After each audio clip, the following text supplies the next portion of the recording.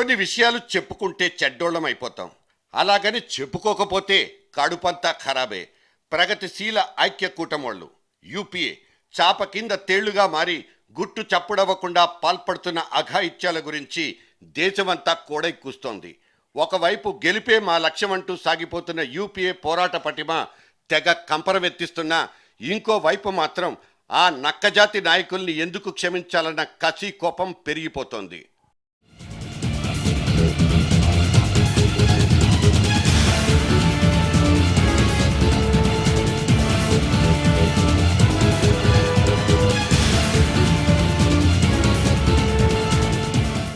పైసాలో పరమాత్ముడున్నాడో లేదో తెలీదు. పాలిటిక్స్ అనబడే సబ్జెక్ట్ని ఆటాడించే ఒకానొక పవర్ మాత్రం ఆ పైసాలోనే ఉంది. పైసా నుంచి పలుకుబడి, ఆ పలుకుబడి నుంచే పదవి, ఆ పదవి నుంచే మళ్ళీ పైసా. ఇదే ఇవాల్టి రాజకీయ నాయకుడికి తెలిసిన ఋతుచక్రం, సీజనల్ వీల్. సరే, డైరెక్ట్గా పాయింట్కి వచ్చేద్దాం. 2014 అనబడే ఎలక్షన్ ఫీవర్ అర సంవత్సరం ముందుగానే ముంచుకొచ్చేసింది. అన్ని పార్టీల టెంపరేచర్ 102 దాటిపోయింది. ఓట్ల వేట కోసం కావలసిన వనరుల్ని సమీకరించుకోవడం అనే మహాయజ్ఞాన్ని మొదలు పెట్టేసుకున్నాయి కూడా. కలెక్షన్లు అనబడే ఈ కాన్సెప్ట్లో కొన్ని పార్టీలు బొచ్చపట్టుకుని ఊళ్ల మీద పడితే, అధికార పార్టీలు మాత్రం అడుక్కోవడం కాదు లాక్కోవడమే మా స్టైల్ అంటూ జబర్దస్త్గా జమాయించుకుంటోంది. వసూళ్ల కోసం కొన్ని రకాల వీధి నాటకాలకు కూడా తెగించడం ఈ ప్రోగ్రెసివ్ ఫ్రంటోళ్ల దిగజారుడు తనం.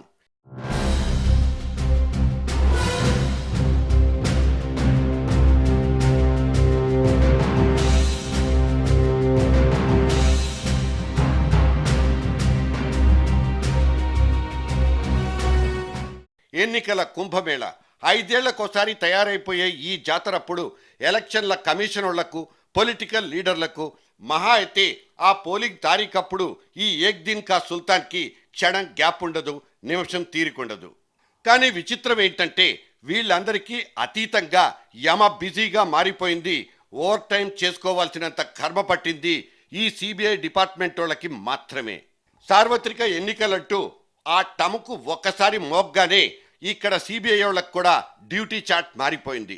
Change of priorities, change of time table. యాదృచ్ఛికం అనుకోండి, ఇంకోటి అనుకోండి, సడన్ గా గేర్లు మార్చేసుకున్న సిబిఐ స్పీడోమీటర్ల మీద ఓ కన్నేసిన వాళ్ళంతా ఇవాళ కంగు తింటున్నారు. లీక్ అయిపోయిన ఈ లోగుట్టు గురించి ఏ ఒక్క ప్రతిపక్షం కూడా నోరెత్తి మాట్లాడకపోవచ్చు.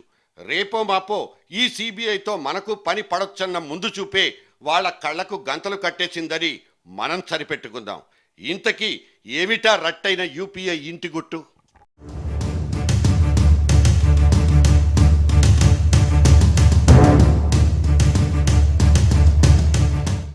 నీరా రాడియా అనబడే ఒక నారీమణి ఇవాళ మళ్లీ వార్తల్లో మెరుస్తోంది.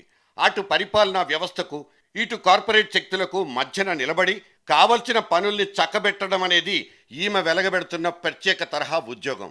దానికే కార్పొరేట్ లాబియింగ్ అనే డాబుసరి పేరొకటి. ఆ మధ్య ఆమె జరిపిన కొన్ని కీలకమైన సెల్ ఫోన్ సంభాషణల మీద ఇన్కమ్ ట్యాక్స్ వాళ్లే ఉద్దేశపూర్వకంగా చోరీకి పాల్పడిపోయారు. రతన్ టాటా లాంటి A1 కుబేరుడే ఈ కాంట్రవర్సీకి అడ్డంగా దొరికిపోయి ఆ తర్వాత లాక్కోలేక పీక్కోలేక దాక్కుండిపోయారు. కట్ చేస్తే అప్పట్లో సమాధైపోయిన సదరు ఆడియో టేపుల్ని మళ్లీ తవ్వి తీసి సిబిఐ చేతుల్లో పెట్టేసింది సుప్రీంకోర్టు. ఆమె గొంతులో పలికిన అపస్వరాల మీద లోతైన పరిశోధన జరపాలన్నది శ్రీ కోర్టు వారి ఆదేశం. The Supreme Court has directed the CBI and the team which was investigating the 2G case to also investigate about 14 cases of prima facie corruption and criminal offences which appear to have been committed, which are appearing from the conversations which Ms. Neera Radia had with various people. Tata sir, Ambani సోదరులతో పాటు ఇంకొన్ని బడా కంపెనీలు ఈ రాడియమ్మ పలుకుబడి మీద వీళ్ళు సాగించుకున్న ఘనకార్యాలు, most crucial deals మొత్తం 8 ఇవాళ సిబిఐ స్కానర్లకు అడ్డంగా దొరికిపోయాయి. కానీ వాటిని బయట పెట్టొద్దంటూ టాటా సార్ వేసుకున్న పిటిషన్ని సుప్రీం కనికరించడంతో అప్పట్లో బ్రేకులు పడిపోయాయి. అంతకు ముందు చమురు మంత్రిగా ఛార్జ్ తీసుకున్న మొయిలీ సార్ అయితే రిలయన్స్ వాళ్లకు దాదాపు ఊడిగమే చేస్తున్నారంటూ కామ్రేడ్లు కత్తులు నూరిపారేశారు. నిర్ణీత గడువు లోపల గ్యాస్ నిల్వల్ని బయటికి తీయలేకపోయిందంటూ రిలయన్స్ ఇండస్ట్రీస్ లిమిటెడ్ ఎత్తిన అప్పటికే సుప్రీంకోర్టు మొట్టికాయలేసింది కూడా. ఇక ఇదేవీ పట్టనట్టు మన కేజీ బేసిన్లోని D6 బ్లాక్ నుంచి దొరికే గ్యాస్ ధర మీదున్న పరిమితుల్ని రాత్రికి రాత్రే ఎత్తిపారేసింది మన చమురు శాఖ. అంబానీ అన్నయ్యకు అంత గొప్ప స్వేచ్ఛను ఎందుకు ప్రసాదింపజేశారన్నది మొయిలీ మీద పడ్డ ఎలిగేషన్. ముఖేష్ అంబానీతో మీటింగుల మీద మీటింగులు వేసుకుంటున్న ఈ వీరప్పన్ సార్కి సరిగ్గా ఈ ఎలక్షన్ సీజన్లప్పుడే ఇంత ఘనమైన మమకారం ఎందుకు పుట్టినట్లు. మన జైపాలుణ్ణి ఉన్నపళంగా ఊడబిక్కడం ద్వారా ఆయిల్ మినిస్ట్రీని ఆక్రమించేసుకున్న మొయిలీ గారి ఒరిజినల్ గేమ్ ప్లాన్ ఏంటి? ఆయన గారి ఫస్ట్ ప్రయారిటీ ఏమిటి? ప్రభుత్వమా లేక పార్టీయా? అక్కడి నుంచి లీలగా వినిపిస్తున్న నీకిది నాకది టైప్ క్విడ్ ప్రోకో శబ్దాలు తప్పిస్తే మన దగ్గరైతే ఇంకో రకమైన క్లారిటీ అంటూ లేనే లేదు. रिलायंस को सुविधा देने के लिए हमारा पेट्रोलियम मिनिस्टर निरंतर काम कर रहे हैं. इसका बजाय उनको मुनाफा बहुत ज्यादा होगा, लेकिन हिंदुस्तान को विनाश होगा. వీళ్ల జమానాలోనే వెలుగు చూసిన చారిత్రాత్మకమైన కోల్గేట్ స్కామ్లో జరిగిపోతున్న కదలికలు కూడా అనుమానాస్పదంగానే అనిపిస్తాయి. లైసెన్సుల్ని ఓకే చేసినందుకు బొగ్గు శాఖ కార్యదర్శితో పాటు నామినేషన్ పెట్టుకున్న కుమారమంగళం బిర్లాను కూడా బుక్ చేసి పారేసిన సిబిఐ ఆ తర్వాత తాము పాల్పడ్డ ఓవర్ యాక్షన్కు నాలిక్ ఖర్చుకునే పనిలో పడినట్లు కనిపిస్తుంది. ఆదిత్య బిర్లా గ్రూప్ చైర్మన్ మీదకు ఇలా అకస్మాత్తుగా దూకేయాల్సిన అవసరం సిబిఐకి ఎందుకు వచ్చినట్లు?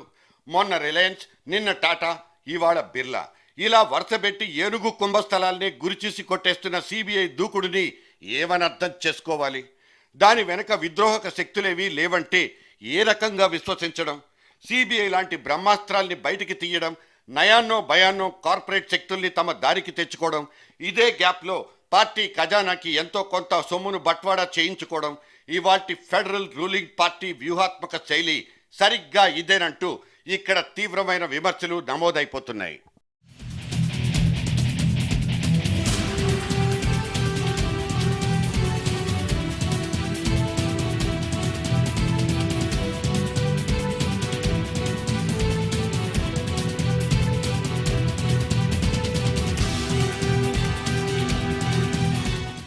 పన్ను ప్రభుత్వానికి, ఫండ్స్ పార్టీకా? ఇక్కడ నడుస్తున్నదంతా ఇదే తంతు. పక్కా వసూల్ రాజాల సీజన్. ఇంతటి ఖరీదైన కార్పొరేట్ కంపెనీల గతే అదనుకుంటే స్మాల్ స్కేల్ ఇండస్ట్రీలు, సన్నకారు మనుషుల సంగతేంటి? ఒక వ్యాపారం చేసుకోవడానికి, ఒక చిన్న కంపెనీ పెట్టడానికి ఉత్సాహం చూపించే పరిస్థితులు ఇవాళ మామూలు మనిషికి ఎక్కడున్నట్లు? అనుమతులు సాధించుకోవడం ఒకెత్తైతే ఆ తర్వాత అవాంతరాలు సృష్టించకుండా పైరవీలు, పర్సంటేజ్లంటూ ఇంకో ఎత్తు. అసలు కంటే కొసరే పెరిగిపోయి తమ ఆదాయాలకు గండిపడిపోతుందంటూ సగటు ఆంట్రప్రెన్యూర్ పెట్టేస్తున్న గగ్గోలు ఇక్కడెవ్వడికీ వినబడి చావదు. ఇక రేపటి రోజున మామూలుగా ఎలక్షన్ మీటింగుల ఖర్చులంటూ డొనేషన్ల దందాలకు పాల్పడిపోయే చోటా మోటా లీడర్లు ఈ వారం కలెక్షన్ ఎంత అంటూ గదమాయించే కద్దరు దొరలకు పనే పని. గల్లీ లీడర్ల నుంచి ఢిల్లీ సర్కార్ల దాకా అన్ని చోట్ల ఇదే దందా. నాకేంటనుకుంటూ అరచేతిని అదే పనిగా గీక్కుంటూ సాగిపోతున్న ఈ కక్కుర్తిగాళ్ల నిలువు దోపిడీకి ఏ పేరు పెట్టుకోవాలో తెలీదు. 2004లోనే క్రిస్టల్ క్లియర్గా తేలిపోయిన లాలూ దంపతుల దాణా కేసును 2014 ఎన్నికల దాకా ఎందుకు సాగదీసినట్లు? ములాయం అక్రమాస్తుల కేసులో పిల్లి మొగ్గలేస్తున్న సిబిఐ వెనక పనిచేసింది ఏ శక్తో? మాయావతి అవినీతి కేసు అంత వేగంగా, అంత సులభంగా ఎలా మూసుకుపోయినట్లు? క్విడ్ ప్రోకో నేరాలంటూ జగన్ పేరు మీదున్న ఈ చిట్టా రాసిపెట్టిందెవరు? ఆ తర్వాత దాన్ని చించి పారేయబోయిందెవరు? 18 నెలల పాటు ఛార్జిషీట్ల మీద ఛార్జిషీట్లు రాసేసుకుని తనకు తానే చింపి చాటంత చేసుకున్న సిబిఐ చివరాకర్లో అసలు ఆధారాలే లేవంటూ చటుక్కున అటకెక్కి కూర్చుందెందుకు? ఇవన్నీ సమాధానం లేని ప్రశ్నలు.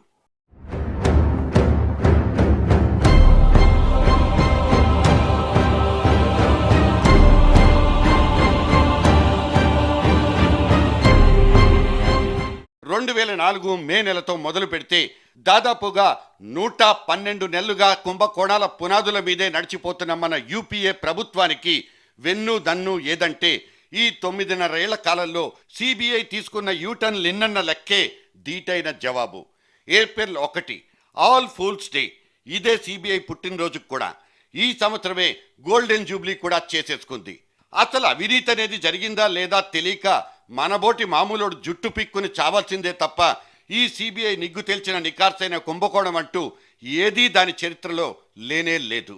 వ్యక్తిత్వం గాని అస్తిత్వం గాని ఏదీ లేకుండా ఆయా ప్రభుత్వాల పంజరంలో చిలకలానే బతికేస్తోంది సిబిఐ. ఇంకో మాట చెప్పుకోవాలంటే ఇది రాజు చేతిలో కొరడా లాంటిది.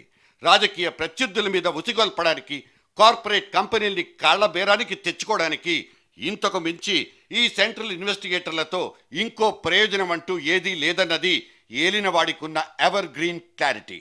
అదేదో సినిమాలో బ్రహ్మీ బాబాయ్ చెప్పినట్లు వాడుకున్నోడికి వాడుకున్నంత. యాంటీ ఇన్కంబెన్సీ అనబడే ప్రభుత్వ వ్యతిరేక ఓటుకు జడుసుకోవడం అనేది రూలింగ్ పార్టీలన్నీ ఎప్పుడో మర్చిపోయాయి. ఎందుకంటే ఎన్నికల్లో గెలిచేయడం కోసం ఢిల్లీ పాదుషాల దగ్గర బోలెడన్ని బ్రహ్మాస్త్రాలు. అవసరం అనుకుంటే రాష్ట్రాలకు రాష్ట్రాలనే కొనిపారేయచ్చు. చిన్న రాష్ట్రాలైన తర్వాత ఏదో రకంగా వెనకేసుకోవచ్చన్న యావతోనే పెద్ద రాష్ట్రాల్ని అడ్డంగా చీల్చి పడేయను వచ్చు. ఈ మేరకు ఆ పార్టీ పెద్ద మనుషులే కడుపు చించుకుని కాళ్ల మీద పడేసుకుంటున్న వైనం ఎలాగో ఉండనే ఉంది. సెల్ఫ్ గోల్ అంటే ఇదే మరి. వాళ్ళు నిర్ణయం చేసుకున్నారు, ఇక్కడ 17 ఇచ్చేది ఇక్కడ ఎట్లాగో జగన్కి వస్తాయి కాబట్టి జగన్తో మైత్రి పెట్టుకుంటే మన పని అయిపోతుంది. ఎవడెట్లా పోతేనే ఉంది, మా సీటు మేము పదిలంగా ఉంటే చాలు ఢిల్లీలో అనేటువంటి ఏకాభిప్రాయంతో వాళ్ళు ఈ రకమైన నిర్ణయం తీసుకున్నారు. రాహుల్ గాంధీ ప్రధానమంత్రిగా ప్రమోట్ అవ్వడం, యూపీఏని హ్యాట్రిక్ కొట్టించడం, ఈ టార్గెట్ రీచ్ అవ్వాలంటే ఇంకా ఎంత గడ్డి తిన్నా తప్పు లేదన్నది ఆ అమ్మ ఆట కావచ్చు. అవసరం అనుకుంటే కేంద్రీయ దర్యాప్తు సంస్థల్ని తమ తమ వరండాల్లో గొలుసులేసి కట్టేసుకోను వచ్చు. మన కూటమి బలపడ్డం కోసం అవతలోడి కూటమిలో నుంచి కావలసిన పార్టీల్ని ఏరుకురావచ్చు. స్పెషల్ స్టేటస్ లాంటి కొన్ని భారీ భారీ బిస్కెట్లు పడేసి బీహార్ లాంటి పరాయి స్టేట్స్లో పాగా వేసుకోవచ్చు కూడా. ఈ లెక్కన రాబోయే 6-7 మాసాల్లో ఎన్నెన్ని మోసాల్ని చవి చూడాలి, ఎంతెంత రాజకీయాన్ని భరించాలి. కట్అవుట్లు కావాలంటే కార్పొరేటోడి మీద కాలు దువ్వాల్సిందే.